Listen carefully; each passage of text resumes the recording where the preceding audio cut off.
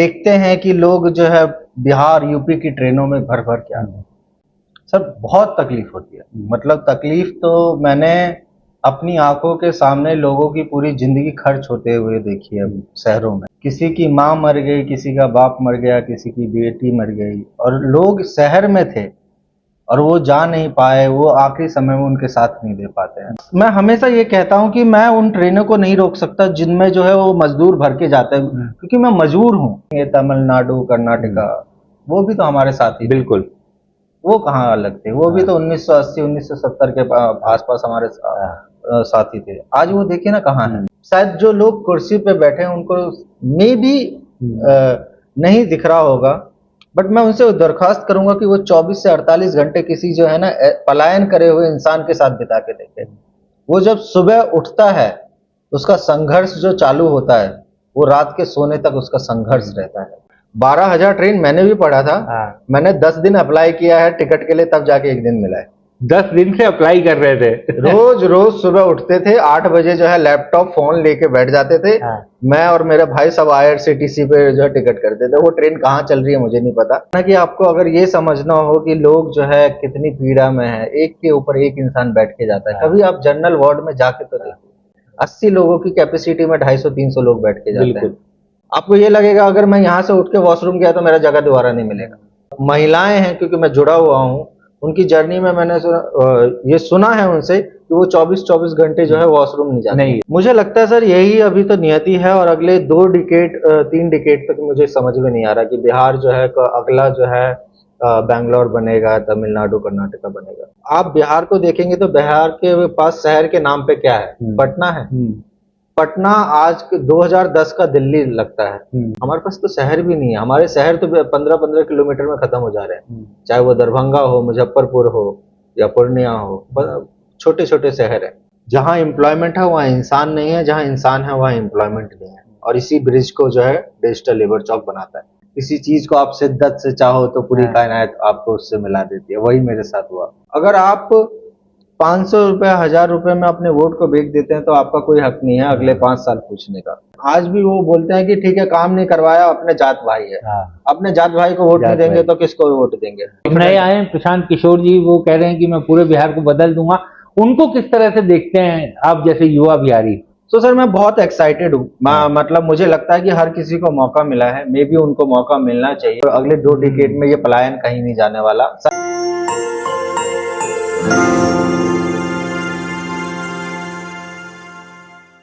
नमस्कार। आपने देश के सभी शहरों के चौराहे इस तरीके के देखे होंगे। एक न एक चौराहा ऐसा होता है जिसे लेबर चौक कहा जाता है, और वहां पर आप हर सवेरे सैकड़ों मजदूरों को देखते होंगे जो रोजगार के सपने लेकर वहां पर पहुंचते हैं। किसी दिन मायूस होकर खाली हाथ वापस भी उन्हें लौटना पड़ता है। लेकिन आज हम किसी आपको लेबर चौक पर नहीं ले जा रहे, बल्कि डिजिटल लेबर चौक पर लेकर आए हैं। क्यों, ये आपको बातचीत के बाद ही पता चलेगा। नमस्कार, द स्वतंत्र की इस खास पेशकश में आपका स्वागत है। और आज हमारे साथ जुड़े हैं द डिजिटल लेबर चौक के CEO चंद्रशेखर मंडल जी। चंद्रशेखर जी, आपका बहुत बहुत स्वागत है द स्वतंत्र पर। सबसे पहले तो मैं जानना चाहूंगा, ये क्या है डिजिटल लेबर चौक? जी जरूर, धन्यवाद आपका मुझे यहाँ पे इनवाइट करने के लिए, और मैं बहुत ही प्रसन्न हूँ आपके साथ ये ज्वाइन करके। डिजिटल लेबर चौक एक क्रांति है ब्लू कॉलर वर्कर के लिए।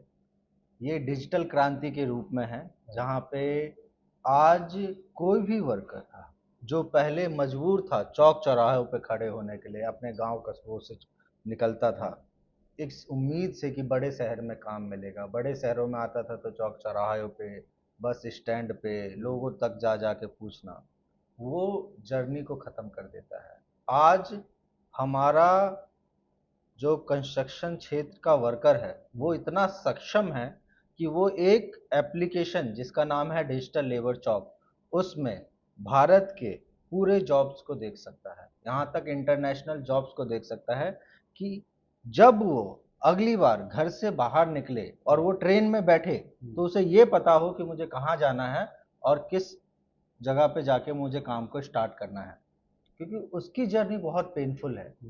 हम देखते हैं कि लोग जो है बिहार यूपी की ट्रेनों में भर भर के आते हैं, और वो जो है जब बैठते हैं तो उनको ये भी नहीं पता होता कि शहर में जाके काम मिलेगा कि नहीं। 2-3 हज़ार रुपये लेके अपने जेब में चलते हैं, और अगर उन्हें वो 10-5 दिन में काम मिल गया तो ठीक है, फिर मायूसी के साथ आ जाते हैं वापस कि काम नहीं मिल पाया, और इसी को ख़त्म करता है। हम ये तो नहीं कहते कि हम जो है बहुत एम्प्लॉयमेंट जनरेट कर सकते हैं, मगर हम उस इंसान को सही एम्प्लॉयमेंट से जोड़ सकते हैं कि वो जब घर छोड़े तो उसके हाथ में काम हो। चंद्रशेखर जी, आप मूल रूप से बिहार दरभंगा के रहने वाले हैं। आपके प्रदेश में चुनाव है सामने, आप युवा हैं, आपने ये नया अपना सेटअप शुरू किया और एकदम इस तरीके का ये स्टार्टअप है जो आपके प्रदेश की सबसे मूल समस्या है उसके समाधान की तरफ का रास्ता दिखाता है। लेकिन मैं आपसे एक चीज़ ये जानना चाहता हूँ कि एक बिहारी होने के नाते आपको तकलीफ होती है, दर्द होता है कि पलायन इतना बड़ा मुद्दा आपके राज्य के लिए आज भी बना हुआ है? सर बहुत तकलीफ होती है, मतलब तकलीफ तो मैंने अपनी आंखों के सामने लोगों की पूरी जिंदगी खर्च होते हुए देखी है शहरों में। किसी की माँ मर गई, किसी का बाप मर गया, किसी की बेटी मर गई, और लोग शहर में थे और वो जा नहीं पाए, वो आखिरी समय में उनके साथ नहीं दे पाते हैं क्योंकि वो मजबूर है। वो इस तरह से मजबूर रहता है कि मैं आज नौकरी छोड़ दूँ तो घर पे बैठ के खा नहीं पाऊंगा, जो पिताजी का इलाज चल रहा है वो जो है वो बंद हो जाएगा, और अगर मैं गांव चला गया पिताजी के साथ रहा तो फिर जो तो पैसे के आने का सब खत्म हो जाएगा। तो इंसान इस जद्दोजहद में फंसा हुआ है, और ये पलायन ही है। आज दिल्ली, बेंगलोर, मुंबई के लोग वहाँ एम्प्लॉयमेंट करते हैं, अपने परिवार के साथ है। आज आप एक पिता हैं, आप एक बेटे हैं, आप चाहते हैं कि अपने माँ बाप के साथ जो है बुजुर्ग बुढ़ापे में उनके साथ रहूं। आप चाहते हैं कि मेरा बच्चा जो है मेरे सामने बड़ा हो, और वो मजदूर वो कैसे करेगा? उसके पास तो खुद के कमाने के लिए नहीं है, वो सब अपने माँ बाप को छोड़ के अपने बच्चों को छोड़ के आता है। शायद वो 2 साल बाद जब जाता है तो उसका बच्चा जो घुटनों के बल चलता है वो जो है पैरों के बल चलने लगता है। वो माँ बाप जो सक्षम थे पैरों से चलने में, वो जो है लाठी के सहारे आ जाते हैं। तो ये पलायन बहुत बड़ी समस्या है। मैं हमेशा ये कहता हूँ कि मैं उन ट्रेनों को नहीं रोक सकता जिनमें जो है वो मजदूर भर के जाते हैं, क्योंकि मैं मजबूर हूँ। मैं कामों को जोड़ सकता हूँ कि कोई बड़े शहर में काम है, आप छोटे शहर से जाके कर लीजिए, मगर मैं उस जगह पे नहीं हूँ जहाँ पे एम्प्लॉयमेंट को जनरेट कर सकूँ। मगर मेरी जो भी सरकार आए बिहार से, उनसे ये दरख्वास्त रहेगी कि आप बिहार में इंडस्ट्रियलाइजेशन को लाइए, वहाँ पे रोजगार को लाइए, और उसके बाद डिजिटल लेबर चौक सामने से आएगा और वो बोलेगा कि ठीक है, अब मेरी जिम्मेवारी है कि हर इंसान को उसके आसपास के काम से जोड़ना। लेकिन लंबे समय से तो वहाँ एक ही सरकार है और वो सरकार आई थी जो पिछली सरकार के ऊपर आरोप लगे थे, कई तरह की बातें कही गई थी कि उनके कारण पलायन हुआ, तो लोगों ने सरकार पलटी, 20 सालों से विश्वास किया, कुछ बदला तो है नहीं बिहार में, आज भी स्थितियाँ वही है और इंडस्ट्रीज के नाम पर जो हालत है वो किसी को बताने की ज़रूरत नहीं है। तो किसी भी सरकार ने उस तरफ तो कोई ध्यान दिया ही नहीं। क्या कारण आपको लगता है कि इंडस्ट्रियलाइजेशन के मामले में इतना पिछड़ा रह गया? मैं एक एंटरप्रेन्योर हूँ, और एक फाउंडर के तौर पे मैं इतनी पॉलिटिकल समझ नहीं रखता, तो जितने भी दर्शक हैं उनसे पहले मैं क्षमा मांग लेता हूँ, क्योंकि मुझे जितनी समझ है मेरी, मैं उसी हिसाब से बोल पाऊंगा। मुझे ऐसा लगता है जो करंट में सरकार है, आप कोई प्लॉट लेते हैं तो प्लॉट अगर सपोज करिए उस प्लॉट में गड्ढे हैं, तो पहले आप गड्ढे भरवाते हैं, उसके बाद जो है नींव खड़ी करते हैं। शायद जो मैं अपने लोगों से सुनता हूँ, क्योंकि मैं पॉलिटिक्स की इतनी समझ नहीं रखता, जो मैं लोगों से सुनता हूँ और मैं जो खुद एनालाइज किया है थोड़ा बहुत जो भी हो सका मेरी अपनी जर्नी में, कि जहाँ पे बिहार करंट सरकार गवर्नमेंट को मिला था वो गड्ढे में था, उन्होंने मट्टी तो भर दी है, अब नींव रखने की जरूरत है। और कुछ चीजें मैंने जो देखी है, जैसे मैं स्टार्टअप से बहुत कनेक्टेड हूँ, बिहार में अभी के दौर में मुझे लगता है कि बिहार एक ऐसा राज्य है जो अपने स्टार्टअप्स को सबसे ज्यादा फंड से जो देता है। वो किसी भी आइडिया स्टेज को 10 लाख रुपए दे देता है, फिर बोलता है कि 15 लाख रुपए आप मुझसे बाद में ले लो, और उसके बाद 50 लाख रुपए ले लो। और ये पैसा एक वो इसीलिए दे रहा है कि ज्यादा से ज्यादा जो है एंटरप्रेन्योर्स आए, ज्यादा से ज्यादा जो है वहां पे एम्प्लॉयमेंट बढ़े, जब बिजनेसेस आएंगे। तो चीजें गवर्नमेंट सही कर रही है, मगर वही वाली बात है कि एक हमारे जनरेशन में होता है कि किसी के पिताजी हैं और उन्होंने अच्छा कमाया है, और दूसरी तरफ किसी के पिताजी है जिन्होंने अच्छा नहीं कमाया, तो जो बेटा होता है उसकी जर्नी पहले से नीचे से शुरुआत होती है, वो जरूरी चीजों को जोड़ता है। तो वही वाली बात है। लेकिन लेकिन एक बिहारी होने के नाते ये दर्द तो होता होगा ना कि इतना लंबे समय एक सरकार को सिर्फ गड्ढे भरने में लगा दिया, तो नींव कब बनकर तैयार होगी? क्योंकि मेरा ये सवाल इसलिए आपसे ये पूछ रहा हूँ क्योंकि आप मूल रूप से बिहार के हैं, आपने पूरा संघर्ष किया, अपना स्टार्टअप खड़ा किया, आप कोशिश कर रहे हैं कि लोगों को रोजगार भी मुहैया करवाएं, यानी उन्हें रास्ता दें। लेकिन जितनी बिहार की डिमांड है वो तो आप पूरी नहीं कर पाएंगे।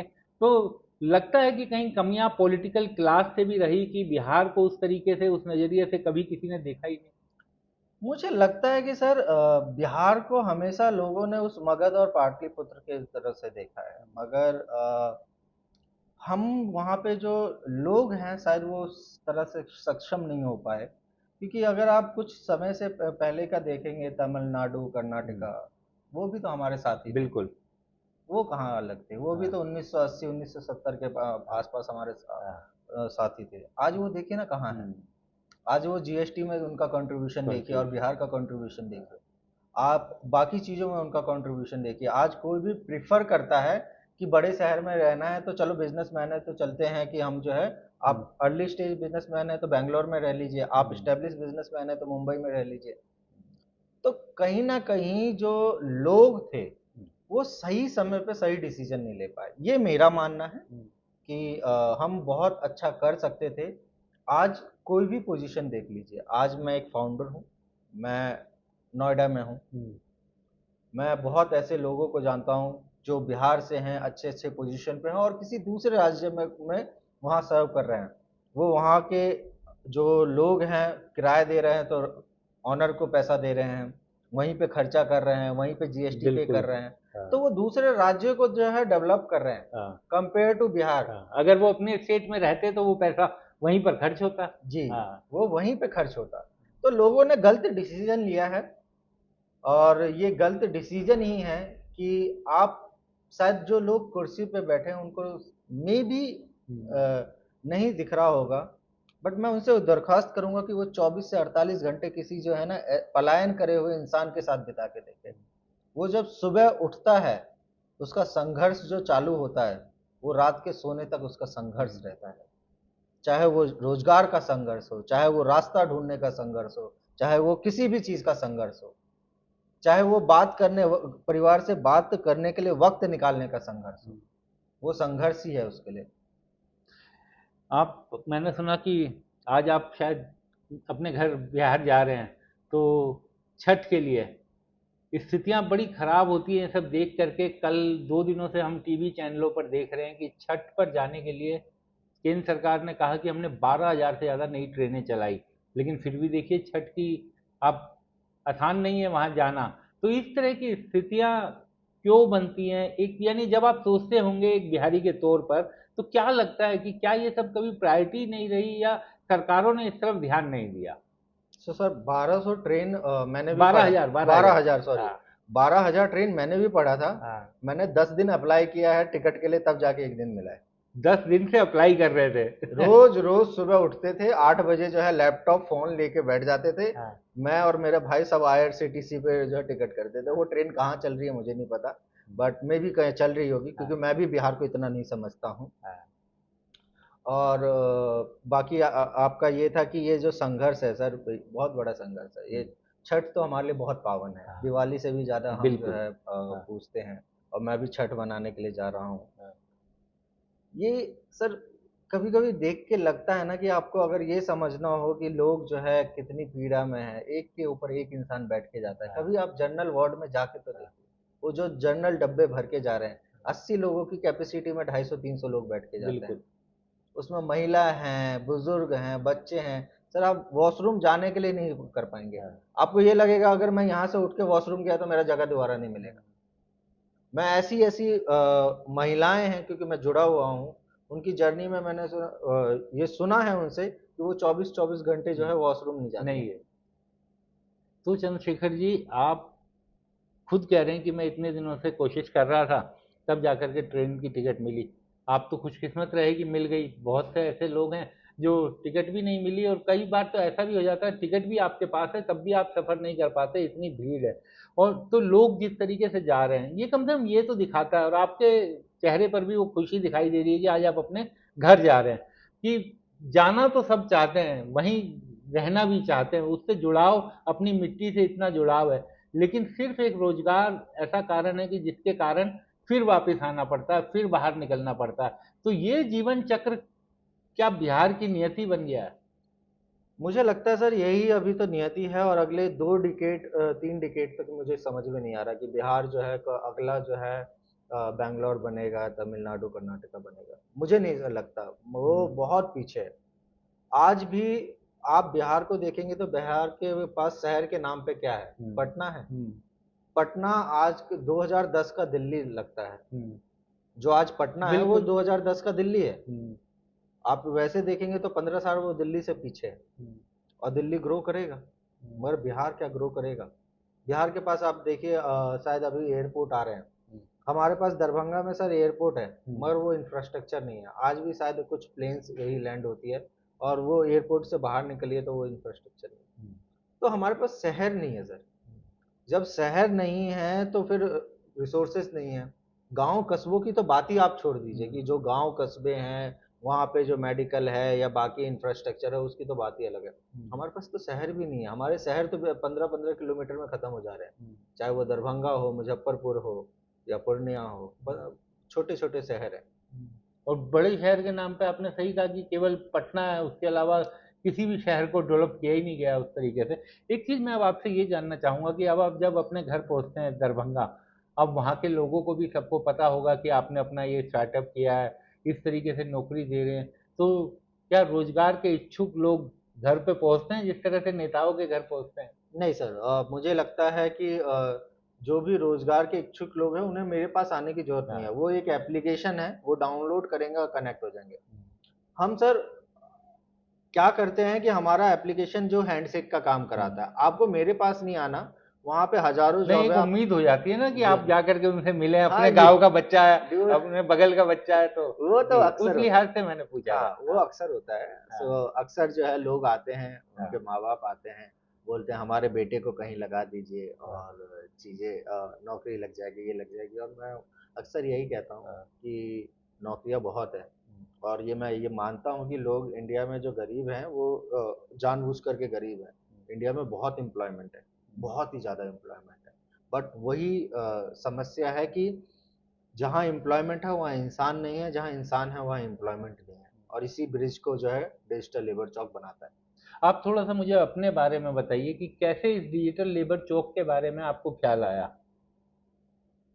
2019 के नवंबर में मैंने अपना मास्टर ऑफ कॉमर्स जो है कंप्लीट किया था। जी। एंड उस समय पे मैं सीए परस्यू कर रहा था। हम्म, तो मैं उस अच्छे परिवार से नहीं आता था जहाँ बहुत कुछ जी। पैसा हो। बट उस समय पे मैंने ये डिसाइड किया कि मैं जो है जॉब के साथ जो है स्टडी को करूँगा। और 7 जनवरी 2020 को मैंने एक बैंक में जो है ज्वाइन किया था।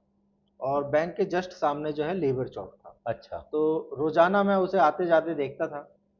ऐसे ही एक दिन था 21 जनवरी का, क्योंकि दिल्ली में अक्सर ठंडियों में बारिश होती है। हम्म, तो 21 जनवरी का दिन था, मैं अपने ब्रांच में गया, मैंने एक कॉफ़ी का कप लिया और मैं बैल्कनी में गया। और मैं पहले मैंने आसमान की तरफ देखा, और मुझे वो देख के इतना खूबसूरत लगा वो हम्म, आसमान। और फिर मैंने नीचे देखा, और वो जो 100 लोग थे लेबर चौक के, वो हम्म। छज्जों के पीछे छुप रहे थे। हाँ, बारिश में जो आमतौर पर हाँ, दिखाई देता है। तो मुझे लगा ये मेरे लिए इस जगह से कितना खूबसूरत पल है, मगर उनके लिए कितनी दिक्कतें हैं। और वहीं से मैंने ये ठाना कि मैं कुछ करूंगा इनके लिए, क्योंकि ये इतने सक्षम नहीं है ये अपने लिए कर पाए। और मुझे जो है एक आपदा आई उस समय पे, कोविड करके। 21 मार्च 2020 को जो है इंडिया क्लोज हुआ। और वहाँ पे जो है मुझे टाइम मिला, मैंने पढ़ना शुरू किया। और मुझे ये समझ में आया उस समय पे कि ये जो है मयूर बिहार के लेबर चौक की दिक्कत नहीं है, ये दिल्ली के लेबर चौक की दिक्कत नहीं है, ये पूरे भारतवर्ष की दिक्कत है। हजारों लोग पलायन कर रहे थे और ये सब देख के लगा कि ये बहुत बड़ा मार्केट है और मैं इसको जो है इनके लिए सॉल्यूशन बनाऊंगा। फर्स्ट मैं 2020 को जो है अनलॉकडाउन में लगा, मैंने मास्क, ग्लास और सारी चीजें लेके, सैनिटाइजर लेके मैं लेबर चौक पे गया। मैंने करीबन करीबन जो है 50 के आसपास जो है लेबर चौक कवर कर दिए थे। 1000 लोगों से मैं मिला, पूछा कि आपको जो है इसकी सॉल्यूशन की जरूरत है, आपके पास स्मार्टफोन है, आप किसी भाषा को समझते हैं कि नहीं समझते हैं। और मैं इतना एक्साइटेड हो गया उस चीज़ से कि मुझे बहुत मज़ा आने लगा और मैंने 30 सितंबर को अपना जॉब ड्रॉप कर दिया। मेरे अकाउंट में 40,000 रुपये थे और 40,000 कहीं से आने वाले थे और मैंने जॉब ड्रॉप किया और मैंने बोला मेरे को यही काम करना है। हालांकि उस समय पे बहुत गलती है, मुझे लगा कि मैं कर सकता हूँ मगर वो बहुत गलत डिसीजन भी नहीं कहूँगा, बट वो बहुत कम पैसे थे जिसमें मैं स्टार्ट करना चाह रहा था। फिर मैं गांव चला गया, मैंने बहुत सारे ग्रांट फंड के लिए अप्लाई किया, कहीं सपोर्ट नहीं मिला। बट एक वो है कि आप शाहरुख खान का डायलॉग है, किसी चीज को आप शिद्दत से चाहो तो पूरी कायनात आपको उससे मिला देती है, वही मेरे साथ हुआ। मुझे लोग मिलते गए और ये दास्तां कारवा बनता गया। तो किस तरीके से आप लोग कनेक्ट करते हैं लेबर को और उसके एम्प्लॉयर को? सो बहुत ही सिंपल है, हमारे पास एक एप्लीकेशन है जिसपे एम्प्लॉयर्स जो होते हैं, कॉन्ट्रैक्टर कंपनीज वो आती है, वो अपने कंपनीज का प्रोफाइल क्रिएट करती है और जॉब को पोस्ट करती है, वो हमारे पास आता है, हम कंपनीज और जॉब को वेरीफाई करते हैं, उसमें सारी नेसेसरी डिटेल डालते हैं जो भी एक मजदूर को चाहिए होता है कंस्ट्रक्शन क्षेत्र में, और उसके बाद उसे लाइव करते हैं। हमारे पास करीबन 2 लाख के आसपास जो है वर्कर है जिनके पास नोटिफिकेशन चला जाता है कि नया काम आया है। उस जब वो उस पर क्लिक करते हैं तो उस साइट की वीडियोस फोटोज देख लेते हैं, कितने रुपए की काम है, क्या खाना रहना मिलेगा, ESI PF है, सारी डिटेल उन्हें हिंदी में और उनके लैंग्वेज में मिलती है, वो सुन सकते हैं। और साथ ही साथ वो जो है डायरेक्ट कॉन्ट्रैक्टर से बात कर सकते हैं, उनको पसंद आता है वो डायरेक्ट नंबर मिलाएंगे और बात कर लेंगे, तो उनको किसी पर डिपेंड नहीं होना। आज जो गांव में इंसान जब शहर में आता था और उसके गांव का ही एक ठेकेदार लाता था, वो उस मिस्त्री को 500 रुपये देता था, मगर आज वो इतना सक्षम है कि वो जानता है कि मार्केट में 800 रुपये का रेट चल रहा है। तो उसके पास जो मल्टीपल जॉब है, अब वो उसकी बार्गेनिंग पावर को बहुत इंक्रीज कर दिया है, तो वो अब सक्षम है कि मैं जो है खुद से जो है अपना डिसीजन ले सकता हूँ। लेकिन हम लोगों ने दास स्वतंत्र पर हम लोग भी कई जगह गए, कई जगह हमने मजदूरों की कहानी भी दिखाई, हम लोग कई जगह लेबर चौक वगैरह पे भी गए। तो एक चीज जो निकल करके आई कि ये फैक्ट्रियों में और बाकी जगह जो लेबर काम करती है, कहने के लिए सरकारें कहती हैं कि हम इन्हें, सरकारों ने ये न्यूनतम वेज उनके लिए तय कर दिया है, लेकिन वो न्यूनतम वेज सिर्फ कागजों में ही रहता है, कहीं लागू तो होता नहीं है। कहीं उसका आधा मिलता है, कहीं 60% मिलता है, लेकिन कहीं पर भी मैंने ऐसा नहीं पाया। ये तो देश की राजधानी दिल्ली का हाल है, तो देश भर में यही हाल होगा। क्या मजदूरों की ये समस्या आपके सामने भी आती है, इस तरह की शिकायतें आती हैं? हमने क्या कर रखा है, हमने अपने प्लेटफॉर्म पे न्यूनतम बेस का जो है फिल्टर डाल रखा है कि आप उसके नीचे नहीं डाल सकते, बट जो मेरा एक्सपीरियंस है वो मैं साझा करता हूँ। जो गवर्नमेंट मिनिमम वेज डालती है उससे जो है मार्केट का रेट काफी हाई होता है, 200 रुपये का डिफरेंस होगा, आप 50-60% मान सकते हैं। मैंने अपनी जर्नी में ये पाया है कि गवर्नमेंट अगर बोलती है कि किसी को 15,000 रुपये महीना दिया जाएगा, तो वो 15,000 रुपये में ESI PF और उसके बाकी सारे कट के उसके हाथ में जो है 10-12 हज़ार रुपये आता है। और तो कंपनीज आज के डेट में सारे न्यूनतम वेजेस देती है, इतना मेरा ये एक्सपीरियंस है। वो मार्केट रेट से कम हो सकता है कंपेयर, क्योंकि मैं कंस्ट्रक्शन में हूँ, तो कंस्ट्रक्शन में कंपेयर टू मैन्युफैक्चरिंग और फैक्ट्री इंडस्ट्री ज़्यादा पैसा बनता है। वहाँ पे वेजेस रेट काफ़ी हाई होते हैं बिकॉज वो स्किल बेस्ड का वर्क होता है।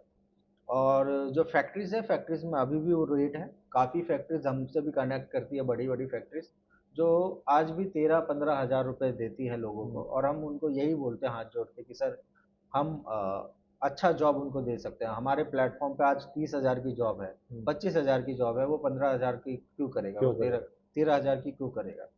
तो ये हमारा एक्सपीरियंस है। और किस तरीके से लेबर्स को, यानी आसानी से आप प्लेटफॉर्म पे काम मिल जाता है। कोई ये लेबर कैसे कनेक्ट करता है, क्योंकि ज़्यादातर लेबर जो है ये सही बात है कि अब पढ़े लिखे लोग भी, बेरोजगारी का आलम ये हो गया है कि पढ़े लिखे लोग भी स्किल्ड लेबर बन रहे हैं, लेकिन बड़ी आबादी उन लोगों की भी है जो पढ़े लिखे नहीं है, जो स्मार्टफोन शायद इस्तेमाल नहीं करते, तो उन लोगों के लिए तो इस तरीके का मौका नहीं है।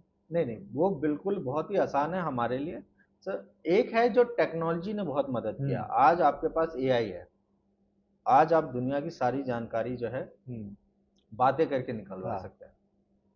और यही हम भी करते हैं, हम भी अपना जो है एआई मॉडल बनाते हैं, जिसमें क्या होता है कोई हमारे पास कॉल करता है तो हम उससे जो उसकी नाम जानकारी, कितनी वेजेस अमाउंट का काम करना है, सारी डिटेल लेते हैं और हम उससे पूछते हैं आपको किस शहर में काम चाहिए। जैसे ही वो बोलता है कि मुझे दिल्ली में काम चाहिए, तो जो हमारा एम्प्लॉयर है जब वो जॉब को पोस्ट करता है तो उसके हम प्रोफाइल के नीचे में दिखाने लगते हैं कि ये वर्कर हैं जो दिल्ली में काम करना चाहते हैं, आप इनसे डायरेक्ट कनेक्ट हो जाइए। तो जिसके पास स्मार्टफोन नहीं है और उसने हमें ये बता दिया कि मुझे दिल्ली में काम चाहिए, हम उसको भी काम दिला देते हैं। एक चीज अब चलते चलते मैं आपसे ये पूछना चाहूंगा कि बिहार की सरकारों ने, क्योंकि अब चुनाव आ गया है, लंबे समय से नीतीश कुमार वहाँ मुख्यमंत्री हैं, लेकिन देखा हमने पिछले एक महीने में किस तरह से पैसा बांटा गया। तो ऐसी बात तो है नहीं कि सरकारों के पास पैसों की कमी है, लेकिन जिस तरीके से चुनाव में जो चुनावी रेवड़ियाँ, प्रधानमंत्री जी खुद इनका विरोध करते थे, लेकिन आज पैसा बांटा जा रहा है। दूसरी तरफ तेजस्वी यादव, वो हर घर को नौकरी देने की बात कर रहे हैं। तो सारे राजनीतिक दल चुनाव के समय तो पैसा भी दे देंगे, रोजगार भी दे देंगे, लेकिन सत्ता में आने के बाद भूल जाते हैं। ये एक बिहारी का दर्द एकदम सही दर्द है। तो सर मैं पहले तो मैं ये पैसे वाला नहीं जानता हूँ, हाँ। थोड़ा मैं इस समय पे न्यूज़ से डिस्कनेक्टेड अच्छा। था तो हाँ। मुझे पता नहीं है। हाँ। बट मुझे लगता है कि बिहार को जो बनाया है इस तरह का, हाँ। उसमें वहाँ की जनता का बहुत बड़ा रोल है। अगर आप 500 रुपये 1000 रुपये में अपने वोट को बेच देते हैं तो आपका कोई हक नहीं है अगले 5 साल पूछने का। क्योंकि अगर बिहार सही होता या वहाँ के लोग सही होते तो सरकार नहीं टिक पाती। अगर पैसों के बदौलत ही चीजें चल रही है और आप आज भी जाति प्रथा को और इन सब चीजों में फंसे पड़े हैं, आप कहीं नहीं जाएंगे। मैं बहुत सारे जैसे मेरा खुद का बैकग्राउंड थोड़ा सा रहा है, मैं ये जानता हूँ बहुत अच्छे से कि लोग आज भी जो है 500 1000 रुपए में वोट दे देते हैं। आज भी वो बोलते हैं कि ठीक है काम नहीं करवाया, अपने जात भाई है, हाँ। अपने जात भाई को वोट नहीं जात देंगे भाई। तो किसको वोट देंगे। आप उस जात भाई के चक्कर में पड़े हुए हैं जहां पे आप अपॉर्चुनिटी को लॉस कर रहे हैं। आप देख ही नहीं पा रहे हैं कि वर्ल्ड कितना आगे निकल चुका है। आप कोई भी ऐसी सरकार बताइए, दिल्ली आज अच्छे पे है, या फिर जो है हम बाकी साउथ के ले लेते हैं, महाराष्ट्र ले लेते हैं, पॉलिटिक्स हर जगह है। मगर आपको ये तो पता हो कि आपको मांगना क्या है, हाँ। आपको ये तो पता हो आपको जज किस पे करना है। हो सकता है कोई 19 करता है, कोई 20 करता है, कोई 21 करेगा, लेकिन जनता मांगेगी तो करना तो पड़ेगा। जनता मांगेगी सर। जनता को अगर मांगने पे आ जाए कि मुझे रोजगार चाहिए हाँ। और मैं रोजगार पे दूंगा, हो सकता है वो इस बार गलत डिसीजन ले ले, हाँ। अगली बार नहीं लेगी। आप बहुत, क्योंकि आप कवर कर रहे हैं, मुझे अभी तक शायद एक के दुक्के होंगे वरना मुझे कोई विजनरी नहीं दिखाई देता। हमारे बिजनेस में ये कहा जाता है कि आइडिया स्ट्रांग हो तो हाँ। एग्जीक्यूशन भी होगा। हाँ। आपके पास विजनरी ही नहीं है कि कोई ये बोल सके कि अगले 10-20 साल में जो है मैं बिहार को यहाँ खड़ा करूंगा।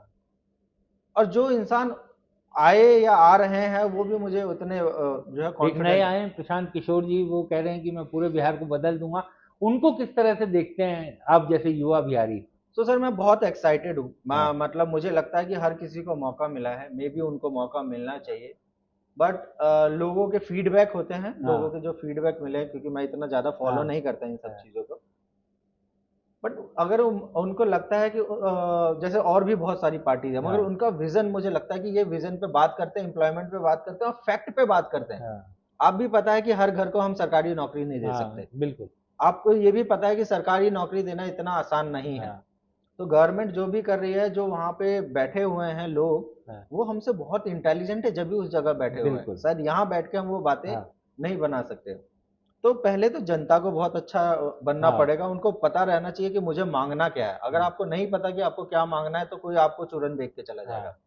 दूसरा, आपको जज करना चाहिए कि किसका विजन स्ट्रांग है, और विजन के बाद एग्जीक्यूशन किसकी हो सकती है। शायद मे बी आप इस बार विजन पे दे दीजिए, मगर एग्जीक्यूशन उसका दीजिए, बिकॉज विजन अलग है और एग्जीक्यूशन में ही पता चलता है। लोगों के पास फंड का बहुत है, डिप्लॉयमेंट नहीं हो पा रही है। मैं तो सर ग्रास रूट से जुड़ा हुआ हूँ, तो मैं समझ पा रहा हूँ कि गवर्नमेंट बहुत सारे स्कीम से लेके आती है और वो चाहती है कि लोगों का भला हो, मगर प्रॉब्लम ये है कि कोई ऐसा स्ट्रांग पर्सन आता ही नहीं जो एग्जीक्यूट कर सके। तो वहां पे तो आपको लगता है कि ये जो पलायन जो वहाँ की सबसे बड़ी समस्या, हर चुनाव में बात तो बहुत होती है, क्या कभी इसका समाधान निकलेगा? क्या कभी इसका समाधान निकलता हुआ दिखाई देगा? तो सर करंट में बियाडा और बाकी लोगों ने काफी इंडस्ट्रियलाइजेशन के लिए जमीन दी है। कुछ बड़े नाम हैं जो बिहार में आए हैं, और वो लोग जो है फैक्ट्री को इस्टेब्लिश कर रहे हैं। बट मुझे ये लगता है जिस स्पीड से बिहार में अभी काम हो रहा है, आप अगले 2 डिकेड का तो मान के चलिए कि अगले 2 डिकेड में ये पलायन कहीं नहीं जाने वाला। शायद ये जो मेरी जनरेशन है, मैं आपकी उम्र में होऊंगा, और उस समय पे मुझे लगे कि हाँ चलो 50% भी माइग्रेशन थमा है, तो मुझे बहुत खुशी बहुत हुई। खुशी।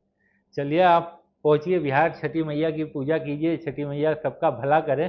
और उम्मीद ये की जानी चाहिए कि बिहार का भी कभी दिन बदलेंगे, और जो पलायन, जो इतनी बड़ी समस्या है बिहार की, वो कभी खत्म होगी। खैर, बहुत बहुत शुक्रिया, आप चंद्रशेखर जी हमारे धन्यवाद साथ जुड़े, आपका। बहुत बहुत शुक्रिया। तो द स्वतंत्र में आज हमने आपकी बात करवाई डिजिटल लेबर चौक के सीईओ चंद्रशेखर मंडल से, और इनसे बात करवाना इसलिए जरूरी था ताकि ये पता चले कि बिहार से जो निकल कर, बिहार के पलायन के जो शिकार हुए युवा जो बाहर आकर अच्छा काम कर रहे हैं, किस तरीके से वो बिहार के बारे में क्या सोचते हैं और किस तरीके से बिहार को वो बदलना चाहते हैं। नमस्कार, आप सभी से यही अनुरोध कि द स्वतंत्र के साथ अपना साथ बनाए रखिए। आपका बहुत बहुत धन्यवाद।